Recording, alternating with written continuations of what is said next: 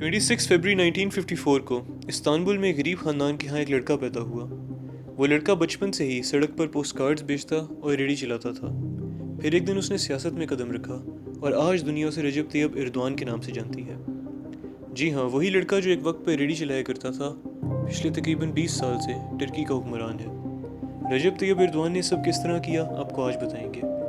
रजब Tayyip Erdogan के वालिद का नाम अहमद एर्दोआन था और मुसलमान दुनिया के इस हीरो का ताल्लुक टर्की के रईस सूबे से है, जिसको आप पिक्चर में देख भी सकते हैं। एर्दोआन जब पैदा हुए तो उनके घर के हालात कुछ अच्छे नहीं थे।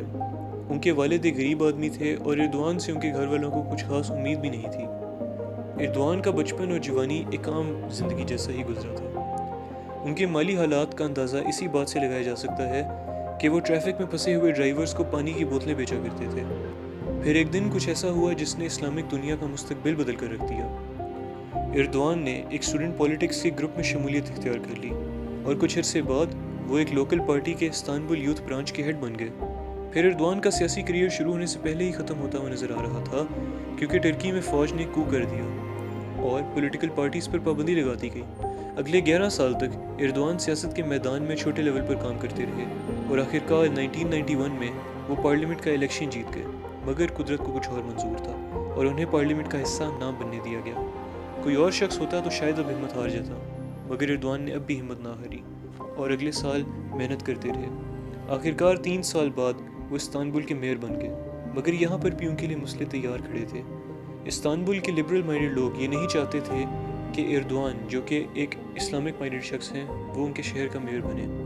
मगर एर्दोआन ने कोई इस्लामिक रिफॉर्म्स करने की बजाय शहर की हालत बेहतर की, ट्रैफिक और पोल्यूशन जैसे मसाइल का मुकाबला किया। उन्होंने इस्तांबुल म्यूनसिपैलिटी के $2 अरब के लोन का एक बड़ा हिस्सा वापस कर दिया और शहर में $4 अरब की इन्वेस्टमेंट भी करवाई। अब जबकि सब कुछ अच्छा चल रहा था, तभी एर्दोआन पर उनकी अब तक की ज़िंदगी का सबसे बड़ा इम्तिहान आया। एक इस्लामिक पोइम पढ़ने की वजह से उन पर पाबंदी लगा दी गई और उन्हें जेल में डाल दिया गया। उस वक्त टर्की के 2 हिस्से हो चुके थे, एक तरफ लिबरल्स थे और दूसरी तरफ इस्लामिक माइंडेड लोग थे। लिबरल्स ये चाहते थे कि हुकूमत को और इस्लाम को बिल्कुल दूर दूर रखा जाए। टर्की में औरतों के स्कार्फ तक पहनने पर पाबंदी थी यूनिवर्सिटीज़ में। इससे ही अंदाज़ा लगाया जा सकता है कि टर्की के किस तरह के हालात थे और ये सब मुस्तफ़ा कमाल अतातुर्क के रिफॉर्म्स का नतीजा था। एर्दोआन इसके बहुत ज़्यादा ख़िलाफ़ थे और ये समझते थे कि रिलीजियस फ्रीडम होनी चाहिए, यानी जो इंसान रिलीजन को फॉलो करना चाहे वो बेशक कर सके और जो ना करना चाहे वो ना करे। और इसी बात की बुनियाद बनाते हुए उन्होंने जस्टिस एंड डेवलपमेंट पार्टी की बुनियाद रखी। फिर आखिरकार 2002 में तकरीबन 30 साल की मेहनत के बाद एर्दोआन की पार्टी ने जनरल इलेक्शन ना सिर्फ जीता बल्कि एक लैंडस्लाइड विक्ट्री भी हासिल की और पार्लियामेंट की तकरीबन 2/3 सीट्स जीत ली। टर्किश स्टॉक्स की कीमत में तकरीबन 7% तक का इजाफा हो गया और उनकी पार्टी ने उन पर लगा बैन हटा दिया। इसी के साथ साथ 2003 में एर्दोआन टर्की के प्राइम मिनिस्टर बन गए और पिछले तकरीबन 17 साल से लगातार हुकूमत में हैं। नाज़रीन, एर्दोआन की कामयाबी की सबसे बड़ी वजह उनका हार ना मानने वाला एटीट्यूड है, क्योंकि कई दफ़ा उनका सियासी करियर ख़त्म होता हुआ नज़र आ रहा था, मगर उन्होंने हिम्मत नहीं हारी। कि ज़िंदगी की सबसे बड़ी कामयाबी उन्हें 2016 में मिली, जब टर्की की फ़ौज के एक हिस्से ने कू करने की कोशिश की।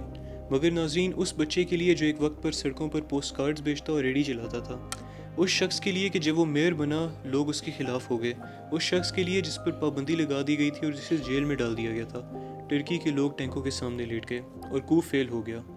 नाज़रीन, अंदाज़ा लगाएं कि एर्दोआन ने शायद कभी सोचा भी ना हो कि मैं कल को ये बन जाऊंगा और मुझे लोग इतनी मोहब्बत करेंगे। इसी तरह हम मेहनत करके भी कामयाब हो सकते हैं। आज टर्की एर्दोआन की लीडरशिप में इस्लामिक दुनिया के सबसे ताकतवर मुल्क है। उस मुल्क को, जिसको एक वक्त पर सिक मैन ऑफ यूरोप कहा जाता था, 2050 तक एक्सपेक्टेड है कि यूरोप की दूसरी सबसे बड़ी इकॉनमी बन जाएगा। यूनाइटेड किंगडम, फ्रांस और स्विट्ज़रलैंड जैसे ममालिक से भी बड़ी इकॉनमी।